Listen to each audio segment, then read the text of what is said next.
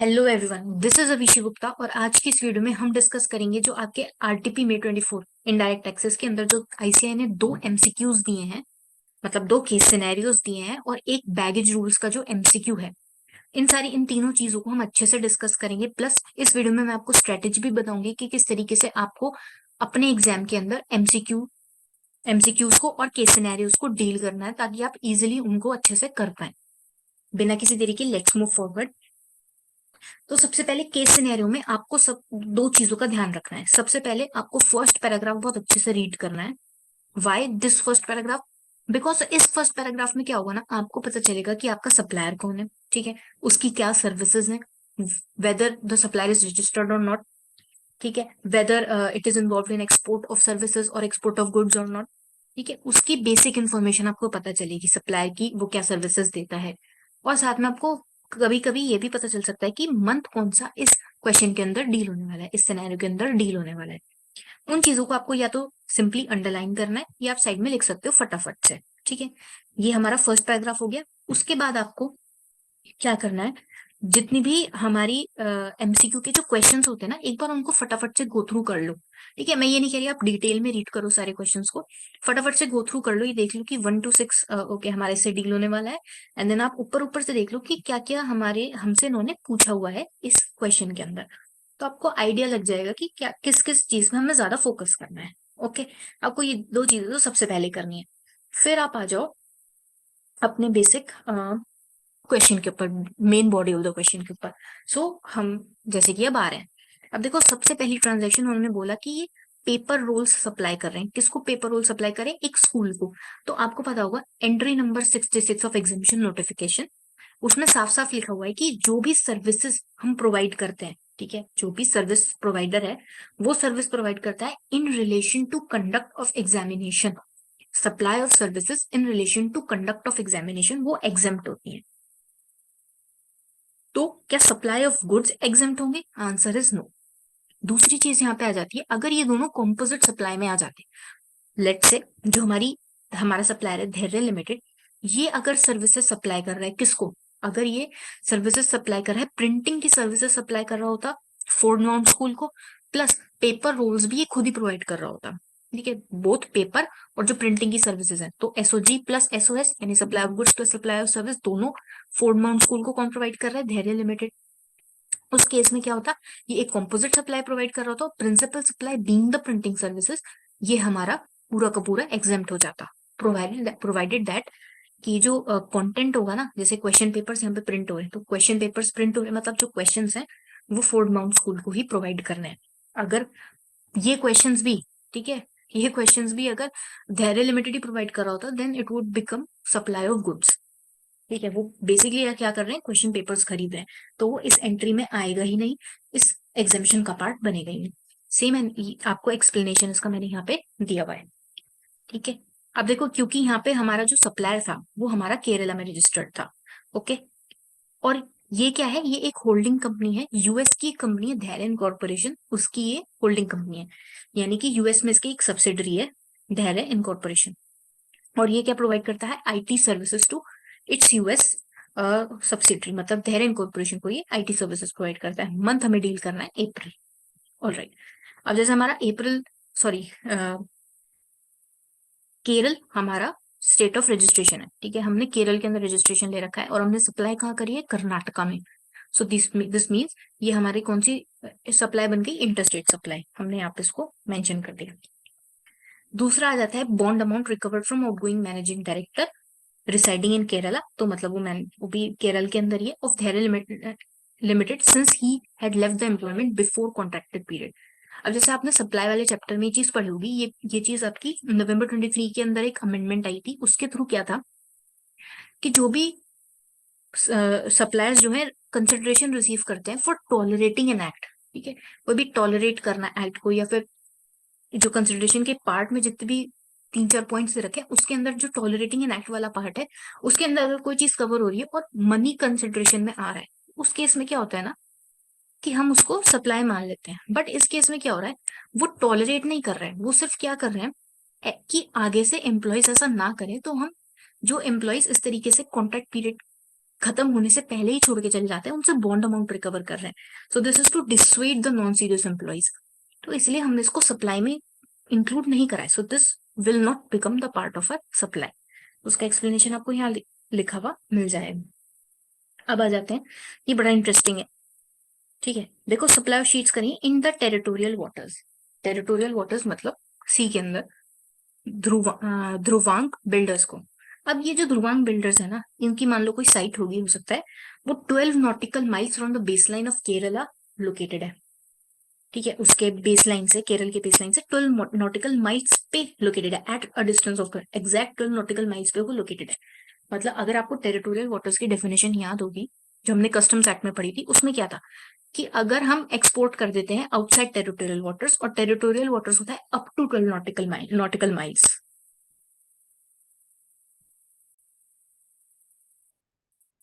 तो territorial waters क्या होता था, up to beyond sorry up to 12 nautical miles, और उसके बाद टेरिटोरियल वाटर्स खत्म हो जाता था। और उसके बाद अगर आप कोई भी सप्लाई करोगे उसके बाहर, तो आपका एक्सपोर्ट बन जाता था। ठीक है, आपको याद होगा कस्टम्स के अंदर। अब यहाँ पे उसने कहा कि 12 नॉटिकल माइल्स फ्रॉम केरला, और वहां पे उसने कंफ्यूज करने के लिए दे दिया 15 nautical miles from the base line of Tamil Nadu. देखो, हमें दूसरी स्टेट के नॉटिकल नॉटिकल माइल्स वाले डिस्टेंस से क्या फर्क पड़ता है, हमें तो अपनी स्टेट में देखना है ना। ठीक है, तो आपको इस चीज से कंफ्यूज नहीं होना है कि उसने तमिलनाडु के 15 नॉटिकल माइल्स कह दिया तो हम सोच लेंगे वाओ एक्सपोर्ट हो गया। Answer is no. This will be govern by the base line of Kerala, और वहां पे 12 नॉटिकल माइल्स तक का डिस्टेंस है, और इस केस में वो टेरिटोरियल वाटर्स के अंदर ही है, and it is not an export. ये आपकी नॉर्मल इंटरस्टेट सप्लाई बन जाएगी। All right. उसके बाद नेक्स्ट आ जाती है, उसने गुड्स के एडवांस पेमेंट करे, कि उसको सॉरी गुड्स के एडवांस पेमेंट रिसीव हुए।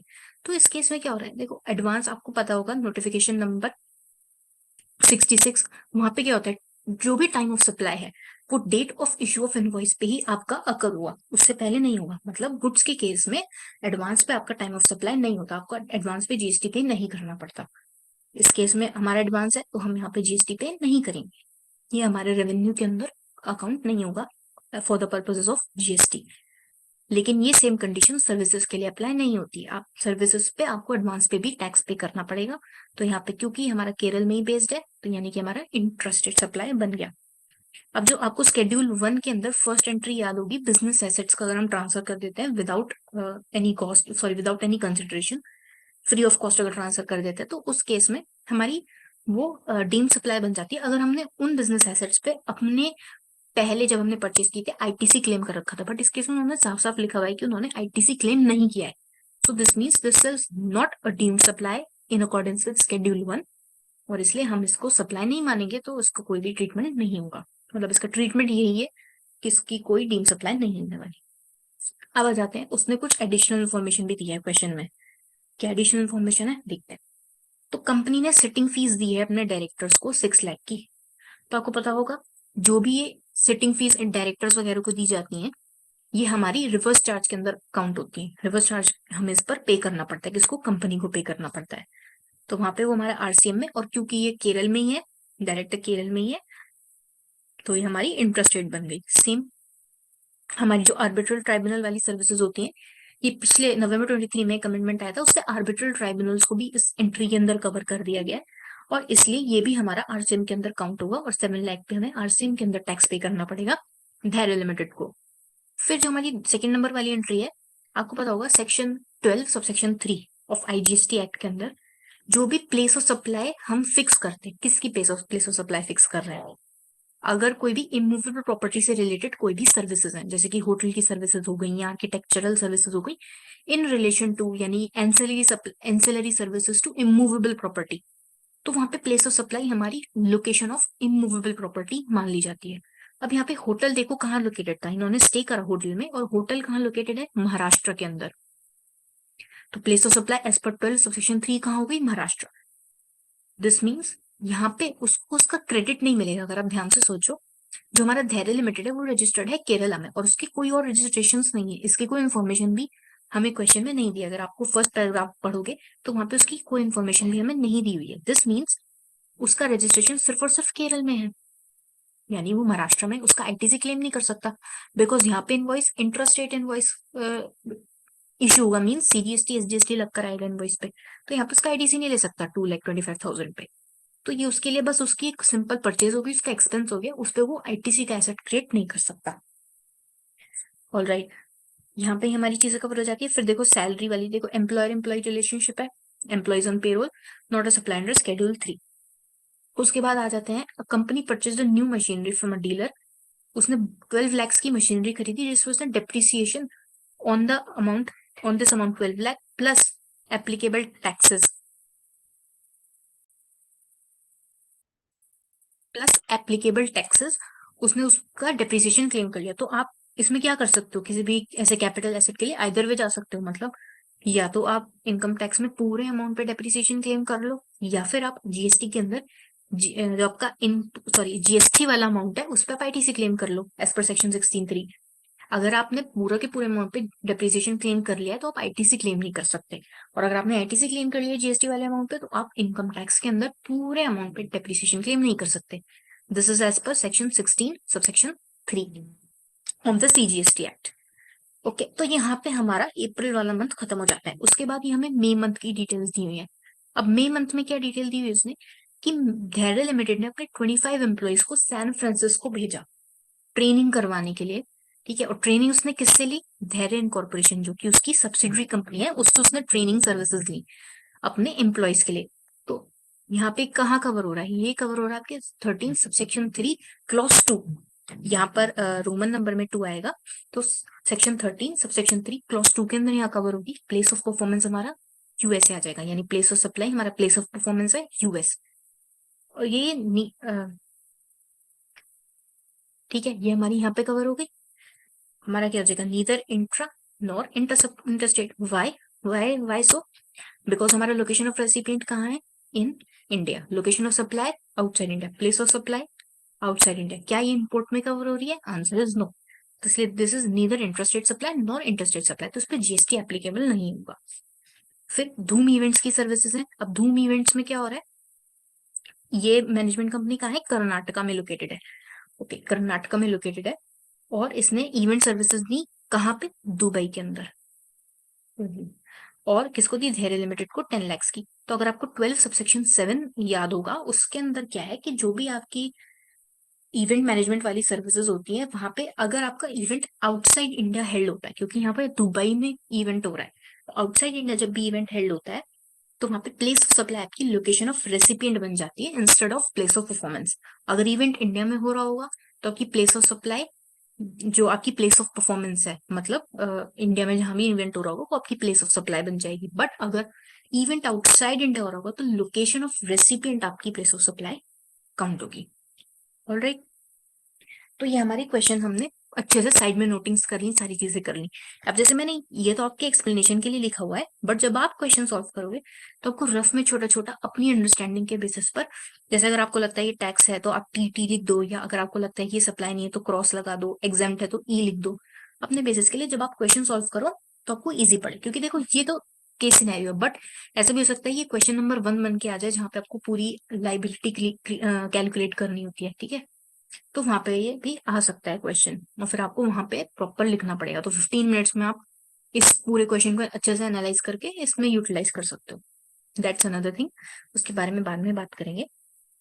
अब जो थर्ड चीज आपको फोकस करनी है वो है इन नोट्स के ऊपर। अब इन नोट्स क्या है, इनमें देखो आपको क्या बताएंगे ना, बेसिकली आपको कंडीशंस बताएंगे कि किस कंडीशंस को ध्यान में रख के आपको क्वेश्चन को सॉल्व करना है।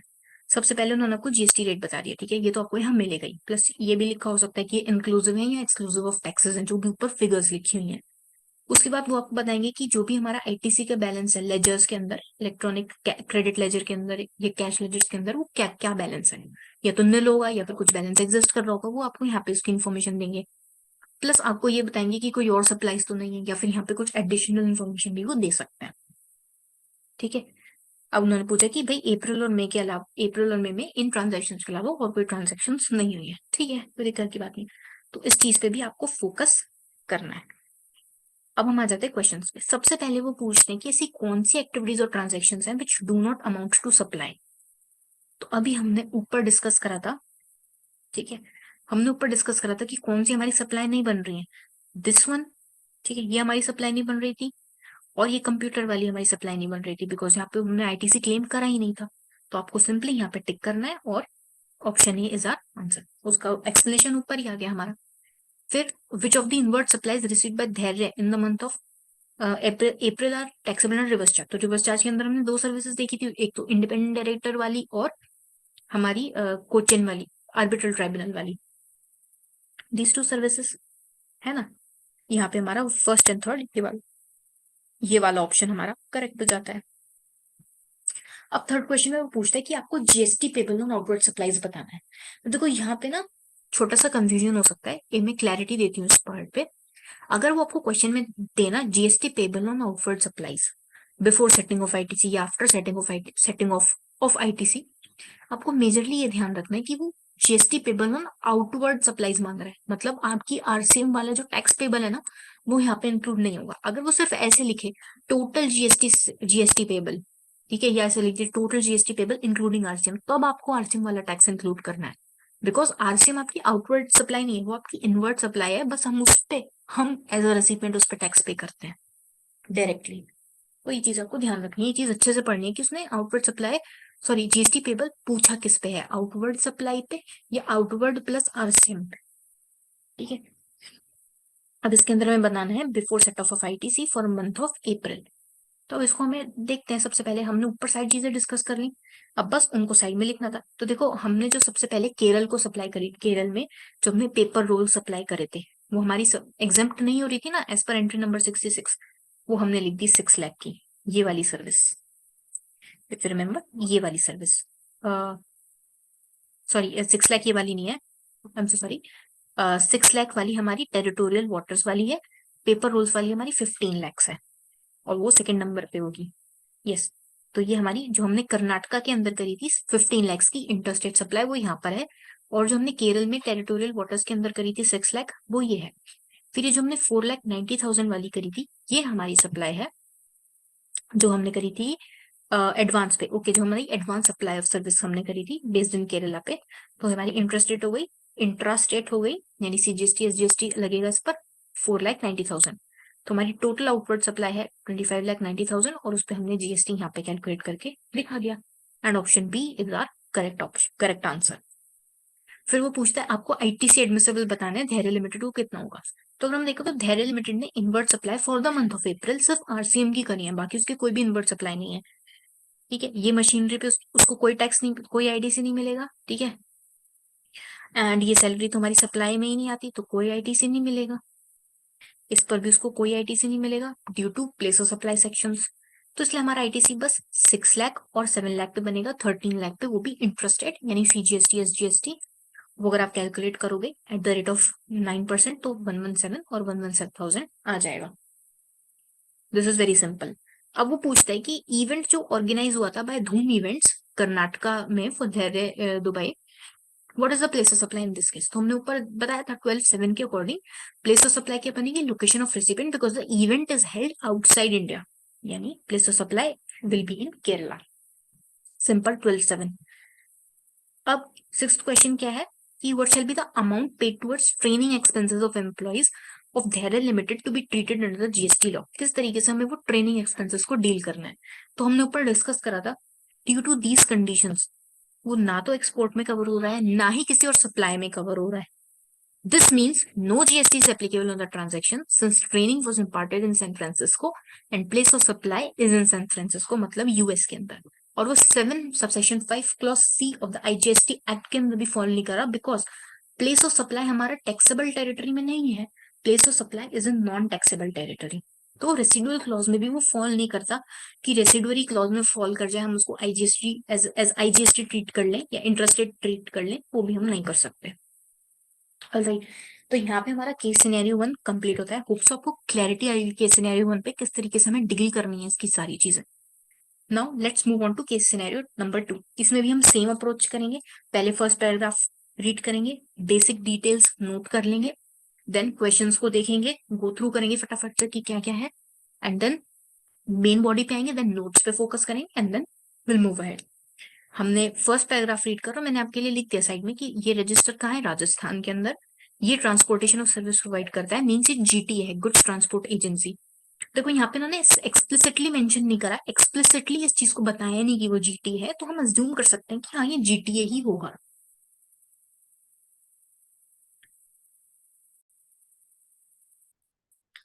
उसका हेड ऑफिस राजस्थान में, अदर स्टेट्स में भी उसका रजिस्ट्रेशन है। तो ये पॉइंट भी हमारे लिए इंपॉर्टेंट हो जाता है। अब हम आ जाते हैं नोट्स पे। देखो नोट्स आप ना पहले पढ़ लो तो ज्यादा सही है, बिकॉज नोट्स में ना कभी कभार वो कुछ ऐसे अजम्पशंस दे देते हैं ना, फिर हमें दिक्कत आती है अगर हम उसको ध्यान से ना पढ़े तो। ठीक है, अब देखो आप यहाँ पे देखो ना, यहाँ पे एक पॉइंट उन्होंने बहुत अच्छा दे रखा है।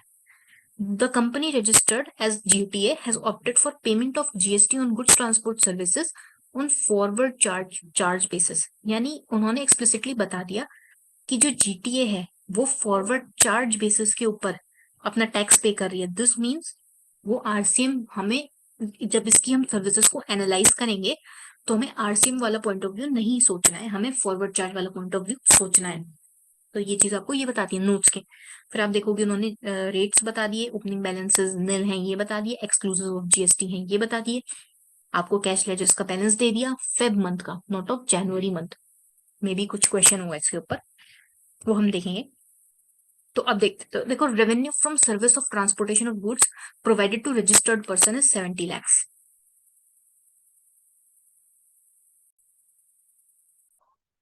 Okay, 70 lakhs। दिस मीन्स यहाँ पर हम अब हमें आरसीएम पॉइंट ऑफ व्यू से सोचना ही नहीं है। This means Alpha Cargo Private Limited ही उस पर टैक्स पे करेगा। तो अब यहाँ पे हमें कोई डिटेल नहीं दी हुई कि आईजीएसटी है या सीजीएसटी है, तो विल अज्यूम जो भी जैसे भी देखेंगे नीचे अगर कोई डिटेल दी होगी then will come on to this. उसके बाद दूसरा पॉइंट आता है revenue from supply of goods GTA services provided to Dhoop garments. तो उन्होंने धूप गारमेंट्स को कुछ ट्रांसपोर्टेशन सर्विसेज प्रोवाइड करी। धूप गारमेंट्स भी राजस्थान में ही लोकेटेड है। उन्हें ट्रांसपोर्ट करे गुड्स कहाँ, जापान के अंदर, यानी इंडिया के बाहर ट्रांसपोर्ट करे। अब अगर आपको अमेंडमेंट याद होगी, जो ये रिसेंट अमेंडमेंट है, इसी आपके अटेम्प्ट के लिए ही अमेंडमेंट रेलिवेंट है। जो 12 सबसेक्शन 8 ऑफ आईजीएसटी एक्ट के अंदर जो हमारा प्रोवाइजो था कि अगर जो भी हमारी सर्विसेज गुड्स ट्रांसपोर्ट सर्विसेज है, अगर हम उन्हें आउटसाइड इंडिया ट्रांसपोर्ट कर रहे हैं गुड्स को, तो हमारी place of supply destination of goods आ जाती थी। बट इस केस में क्या हो रहा है ना, उस प्रोवाइजो को उन्होंने रिमूव कर दिया है। दिस मीन्स हमारे पास अब कोई ऑप्शन नहीं बचता है, हमें 12 सबसेक्शन 2 पे जाना पड़ेगा। दिस मीन्स डिफॉल्ट प्रोविजन पे जाना पड़ेगा, और उस केस में हमारा जो प्लेस ऑफ सप्लाई बनेगा वो लोकेशन ऑफ रेसिपिएंट बन जाएगा, बिकॉज धूप गारमेंट्स इज रजिस्टर्ड पर्सन। ठीक है, तो ये दोनों क्या हो गए, राजस्थान राजस्थान के अंदर हो गए। दिस मीन्स यहाँ पे ये इंटरस्टेट बन गया। देन थर्ड में वो कहता है कि rent to the local municipal authorities of respective states of office, यानी ये कमर्शियल प्रॉपर्टी की रेंट्स पे कर रहे हैं किसको, गवर्नमेंट को। ये वाली सर्विसेज आपकी आरसीएम में कवर होती हैं। तो आप देखोगे तो राजस्थान वाली हमारी इंट्रास्टेट है, बाकी सारी हमारी इंटरस्टेट है। ऑलराइट, ये हमारी आरसीएम के अंदर कवर हो जाती है। Then we have 5 independent directors को उन्होंने फीस दी है, जो कि सारे इंडिपेंडेंट डायरेक्टर्स कहाँ के हैं, राजस्थान के हैं। हर इंडिपेंडेंट डायरेक्टर को उन्होंने 25,000 दिए, तो 25,000 मल्टीप्लाइड बाय 5, दिस मीन्स 1,25,000। 1,25,000 पे उनको आरसीएम में टैक्स पे करना पड़ेगा, किसको, अल्फा लिमिटेड को। बिकॉज ये वाली सर्विसेज हमारी सिटिंग फी वाली जो भी हम डायरेक्टर्स को देते हैं, ये आरसीएम के अंदर कवर हो जाती है। This is also interested supply.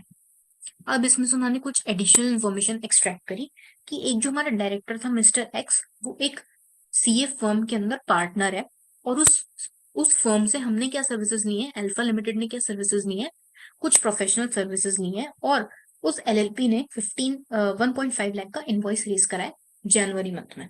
तो ये क्या हो गया, हमारा नॉर्मल आईटीसी हो गया। नॉर्मल हमारी इनवर्ट सप्लाई हो गई सर्विसेज की, तो हम यहाँ पे नॉर्मली 1.5 लाख पे 18% से, क्योंकि दिल्ली में है ना, the firm is in Delhi, this means interstate बन गया, तो हम 18% से अपना आईटीसी क्लेम कर लेंगे। Then we have mister director mister Z, और ये कहाँ पर है, ये इन, ओके, ये राजस्थान के अंदर ही है। इन्होंने क्या करा है, पर्सनल गारंटी दी है ऑफ 1 CR टू धन बैंक। किसके फेवर में, कंपनी के फेवर में, अल्फा प्राइवेट लिमिटेड के फेवर में धन बैंक को 1 CR की गारंटी दी है, पर्सनल गारंटी दी है मिस्टर जेड जो कि डायरेक्टर है।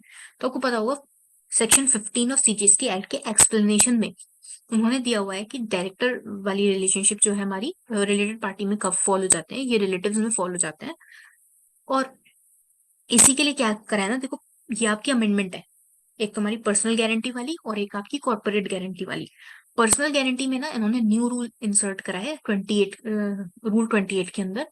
और रूल 28 में उन्होंने बोला है साफ साफ कि जो भी हमारी ये पर्सनल गारंटी वाली सर्विसेज है ना, इसको हम उसकी जो हम ओपन मार्केट वैल्यू है वो जीरो कंसिडर करेंगे। वाई? बिकॉज आरबीआई की कुछ गाइडलाइंस है और आरबीआई के कुछ पर्सपेक्टिव्स हैं, उसके अकॉर्डिंग इसमें कोई कंसिडरेशन इन्वॉल्व एज सच होती नहीं है पर्सनल गारंटी में। तो इसलिए ओपन मार्केट वैल्यू आप इसकी जीरो कंसिडर करो, and for the purposes of GST value of supply भी हम जीरो ही कैलकुलेट करेंगे।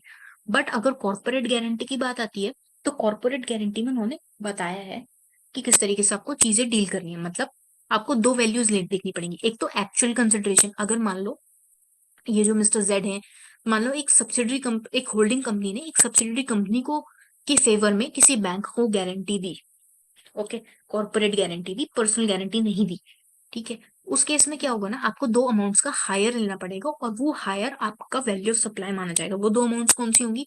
एक तो आपकी एक्चुअल कंसिडरेशन जो होगी, और दूसरी अमाउंट होगी आपकी 1% ऑफ द गारंटी अमाउंट। जैसे कि इन्होंने गारंटी अमाउंट 1 CR ले रखी है ना, अगर ये कॉर्पोरेट गारंटी होती तो 1 CR का 1%, दिस मीन्स 1 लाख। 1 लाख, या फिर जो एक्चुअल कंसिडरेशन वहां पे फॉल हो रही होती, लेट से 1.5 लाख एक्चुअल कंसिडरेशन थी, और 1 लाख जो है हमारी 1% of guarantee amount guarantee amount आ रही है, तो उस केस में हमारी वैल्यू ऑफ सप्लाई क्या बन जाती है? 1.5 लाख, जो कि एक्चुअल कंसिडरेशन, क्योंकि हम दोनों का हायर अमाउंट ले रहे हैं। बट इस केस में क्या है, पर्सनल गारंटी है, तो हम सीधे सीधे यहाँ पे ओपन मार्केट वैल्यू कंसिडर करेंगे, और as per RBI open market value क्या है? जीरो। सिंस ये लोग राजस्थान में ही बेस्ड है, इंटरेस्टेड सप्लाई। फिर आ जाते हैं, ये कुछ payment of annual road tax payable है, ये आपकी प्योर एजेंट वाली सर्विसेज है। इसका एक्सप्लेनेशन मैंने यहाँ पे दे रखा है। अब इसमें क्या हो रहा है ना, देखो ये प्योर एजेंट वाली सर्विसेज है। यहाँ पे जो 9.5 लाख है वो रोड टैक्स की अमाउंट है, और 50,000 जो मिस्टर वाई जो कि राजस्थान में ही बेस्ड है, उनसे हम उनकी जो हमने सर्विसेज ली उसके लिए हम उनको 50,000 पे कर रहे हैं। टोटल इनवॉइस पे 10 लाख अमाउंट है। 9.5 lakh pertains to road tax payable and 50,000 pertains to supply of services by mister Y. तो हमें कितना पे करना पड़ेगा इंक्लूडिंग जीएसटी? हम 10 लाख तो पे करेंगे ही करेंगे, क्योंकि वो हमारी टोटल अमाउंट है। रोड टैक्स तो हमें ही पे करना था ना। और जो हमारा 50,000 है ना, उस पे हमें सीजीएसटी एसजीएसटी पे करना पड़ेगा एट द रेट ऑफ 9%, 9%। ठीक है, क्योंकि यहाँ पे इन्होंने देखो ये भी लिख रखा है कि वो एजेंसी सर्विसेज प्रोवाइड करते हैं for payment of annual road tax payable, इसी की सर्विस प्रोवाइड करते हैं। तो ये प्योर एजेंसी वाली सर्विसेज में हमारा कवर हो रहा है, मीन्स एक्सप्लेनेशन टू रूल 33। तो आप ये रीड कर सकते हो, ठीक है, सिंपल सा है। उसके बाद आ जाते हैं कि कंपनी ने 5 लाख का अमाउंट और पे करा है फॉर स्पॉन्सरशिप। तो स्पॉन्सरशिप सर्विसेज हमारी आरसीएम के अंदर कवर होती है, बिकॉज बिकॉज जो हमारा सप्लायर है वो कौन है? स्टेट गवर्नमेंट है, स्टेट ऑफ राजस्थान, ठीक है। और रेसिपिएंट कौन है? हम है, यानी बॉडी कॉर्पोरेट। ऑलराइट, तो यहाँ पे आरसीएम में कवर हो रही है, since Rajasthan Rajasthan interested. Okay, अब क्वेश्चंस पे आते हैं। ये हमने देख ही लिया, उन्होंने कुछ बैलेंसेस दे रखे हैं। सबसे पहले वो कहते हैं कि आप जीएसटी पेबल बताओ, आईटीसी बिना सेट ऑफ करे, इंक्लूडिंग रिवर्स चार्ज। देखो यहाँ पे उन्होंने बोला including GST payable under reverse charge. Alright, और यहाँ पे देखो ना, GST payable on outward supplies नहीं बोला, सिर्फ जीएसटी पेबल बोला। तो ये चीज आपको ध्यान रखनी है जनवरी मंथ के लिए। तो हम देखते हैं फटाफट से चीजें देखते हैं कैसे कैसे हो रही है। देखो ट्रांसपोर्ट ऑफ गुड 70 लाख हमने देखा ना ऊपर, हमने उसको इंटरेस्टेड एज्यूम कर लिया। देखो यहाँ पे उन्होंने आईजीएसटी सीजीएसटी का बाइफर्केशन नहीं दिया ऑप्शंस में, तो आपको कोई दिक्कत की बात नहीं है। आप भी मत करो यहाँ पे बाइफर्केशन, बिकॉज यहाँ पे डिटेल भी गिवन नहीं थी क्वेश्चन के अंदर। तो हो सकता है ये हमारे लिए बेनिफिट हो गया कि आईसीए ने ऑप्शंस में भी आईजीएसटी सीजीएसटी नहीं दिया। बट अगर ऑप्शंस में दे दिया होता तो आई थिंक आईसीए एग्जाम के अंदर ना आपको देगा वहां पे भी डिटेल। फर्स्ट वाले पॉइंट में जो 70 लाख वाली सप्लाई आ रही थी, उसको भी वो बताएगा कि अज्यूम कर लो जहां मेंशन नहीं है कि वो इंट्रा है या इंटरस्टेट है। फिर ट्रांसपोर्ट टू जापान, वो हमारी 18 लाख 10,000 इंटरेस्टेड बन गई, बिकॉज रेसिपिएंट भी कहाँ लोकेटेड था? राजस्थान में लोकेटेड था। उसके बाद डायरेक्टर्स फी हमने बोला आरसीएम वाली, renting of immovable property RCM, दोनों। स्पॉन्सरशिप सर्विसेज आरसीएम, या आप ऊपर से देखोगे ना, अभी हमने जो साइड डिस्कस करी उसको मैंने कंसोलिडेट कर दिया यहाँ पे, एंड उसके बेसिस पे जो हमारा टैक्स बन रहा है वो बन रहा है 17,32,500। उसके बाद ये वाला एमसीक्यू हम लास्ट में देखेंगे। ओके, एमसीक्यू नंबर 9 देखते हैं पहले, कि amount paid to mister Y. तो वाई, मिस्टर वाई को भी हमने देखा था ना, जो हमारी प्योर एजेंट वाली सर्विस थी, रोड टैक्स पेबल। अभी मैंने बताया था आपको कि आपको क्या करना है उसके अंदर, 10 लाख तो हमें पे करनी है, प्लस 50,000 पे जीएसटी भी पे करना है, द रेट ऑफ 9%, 9%।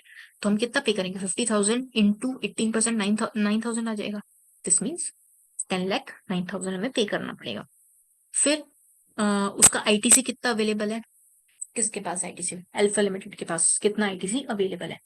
देखो जो वाई से हमने सर्विसेज ली 50,000 एट द रेट ऑफ 9%, वो हमें मिलेंगी, वो हमारी इंटरेस्ट रेट बन गई।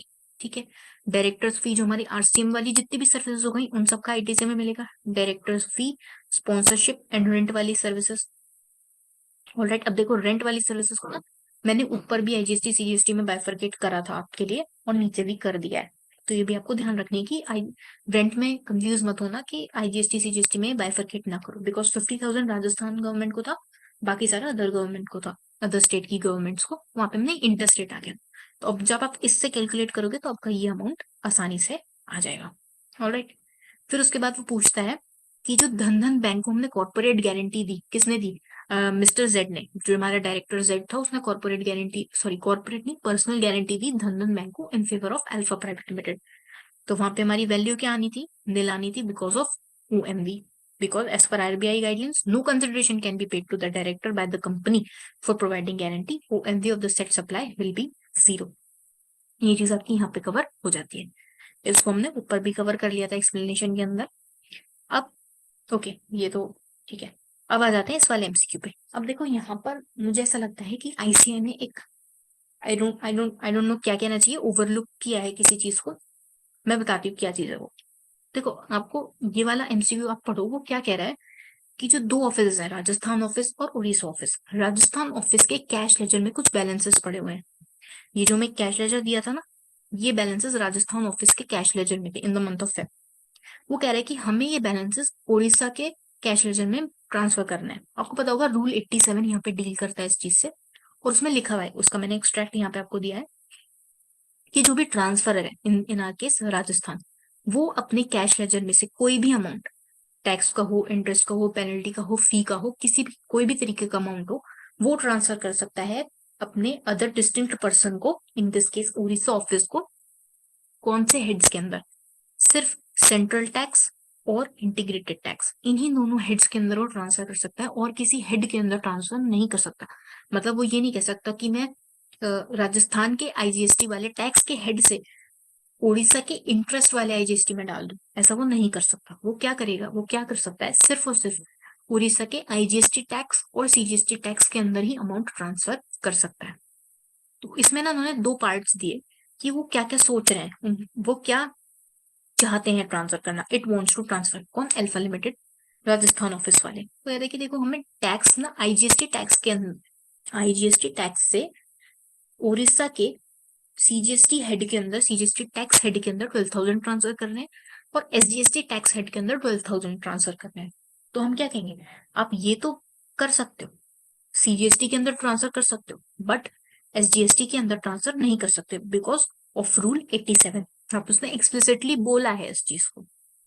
ठीक है। और यहाँ पे देखो उन्होंने इंटरेस्ट वाली बात कही है, तो इंटरेस्ट वाली बात को तो हम आउटराइट क्रॉस कर सकते हैं ना।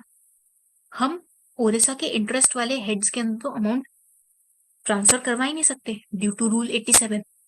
तो यहाँ पे इन्होंने, हम इसको आउटराइट क्रॉस कर सकते हैं। अगर आप रीड करो इस एक्सट्रैक्ट को, आपको समझ आएगी बात। तो अब हमें किस चीज से डील करना है। ठीक है, उन्होंने बताया कि देखो उड़ीसा का जो बैलेंस है ना वो ऑलरेडी नील है।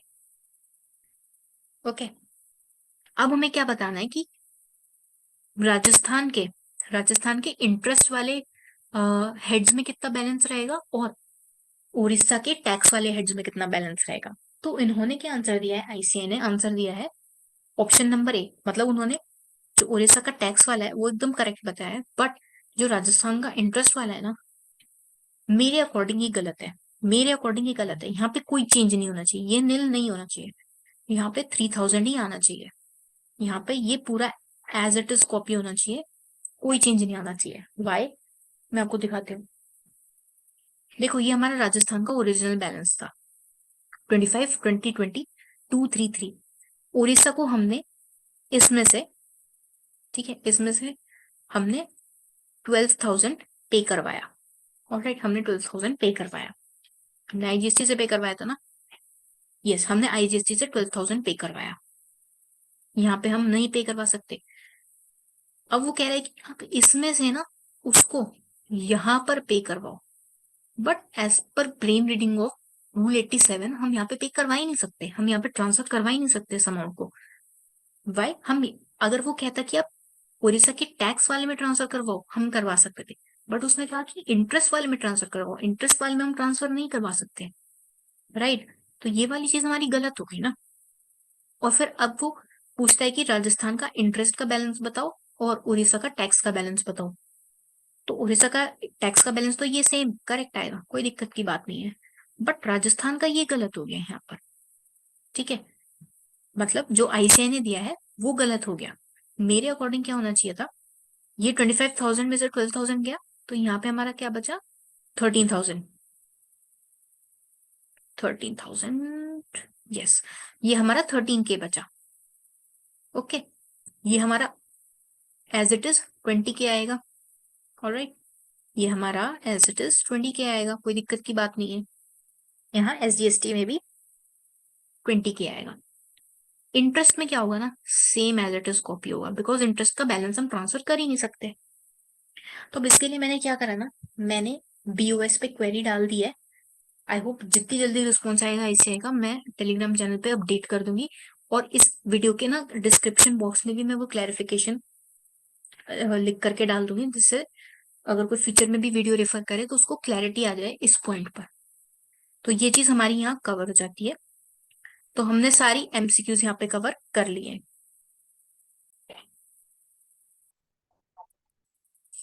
ऑलराइट, यहाँ पे हमारे ये केस सिनेरियोस कवर हो जाते हैं। अब हमारा जो एक ये वाला बचता है बैगेज रूल्स वाला, ये बहुत सिंपल सा है। देखो, उन्होंने बोला कि मिस पार्वती है, ये इंडियन रेजिडेंट है और ये यूएसए की विजिट से आई है 1 साल के बाद। 1 साल के बाद यूएस की विजिट करके आई है। एंड वो यहाँ पे क्या कर रही है, उनके पास ये सारा सामान है, पर्सनल इफेक्ट्स हैं, लैपटॉप कंप्यूटर है, ज्वेलरी है, म्यूजिक सिस्टम है। तो अब जैसे कि आपको पता होगा, ये बहुत सिंपल सा है, बहुत बेसिक क्वेश्चन है, ये हर बार पूछते हैं। रूल 3 आप यहाँ पे लगाओगे। ठीक है, बिकॉज ये क्या हो रहा है, अदर देन नेपाल भूटान से आ रही है। पर्सनल इफेक्ट्स आपके फ्री होते हैं, ड्यूटी फ्री होते हैं। लैपटॉप आपका, अगर आप जो भी अडल्ट है 18 ईयर्स से अबव एज वाला है, वो एक लैपटॉप यानी नोटबुक वगैरह लेके आ सकता है। ज्वेलरी, जो एक लेडी होती है वो कितनी ला सकती है, अप टू 40 ग्राम्स ला सकती है, और मैक्सिमम कैप वैल्यू की कैप उस पर 1 लाख होती है। और जो जेंटलमैन होते हैं वो कितनी ला सकते हैं, 15 ग्राम्स, सॉरी 25 ग्राम्स, और मैक्सिमम कैप उस पर 50K होती है। ठीक है, अदर देन एनेजर 1 वाले जो जितने भी आइटम्स होते हैं उन पे 50K की 50K अमाउंट पे ड्यूटी फ्री होता है, बाकी पे ड्यूटी आपको पे करनी पड़ती है। तो इस केस में क्या हो गया, ये हमारा ड्यूटी फ्री हो गया, ये हमारा ड्यूटी फ्री हो गया, ये हमारा ड्यूटी फ्री हो गया। इस पे हमें 50,000 की का डिस्काउंट मिलेगा, 50,000 का ड्यूटी फ्री मिलेगा, मीन 70,000, 75,000 पे हमें 38.5% से ड्यूटी पे करनी पड़ेगी। 35% तो है और 3.5% सेस। तो ये हमारा 38.5% से हमें टोटल ड्यूटी यहाँ पे करनी पड़ेगी। तो अकॉर्डिंग 28,875 आपकी अमाउंट आ जाएगी। तो यहाँ पर ये हमने सारे केस सिनेरियोज डील कर लिए, प्लस एमसीक्यू जो एक इन्होंने बैगेज रूल से पूछा था कस्टमर्स से, वो भी हमने डील कर लिया। होप सो आपको क्लैरिटी आई होगी इस वाले पॉइंट पे। जो भी क्लैरिफिकेशन आईसीआई की तरफ से मेरे पास आएगी, मैं आपको अपडेट कर दूंगी एज सुन एज पॉसिबल। जैसे ही आती है वैसे ही update. Alright, so I hope so आपको वीडियो अच्छी लगी होगी, वैल्यू एडिंग रही होगी। डू डू मतलब कमेंट करके बताना कि कैसी लगी आपको video. Alright, all the best for your exams.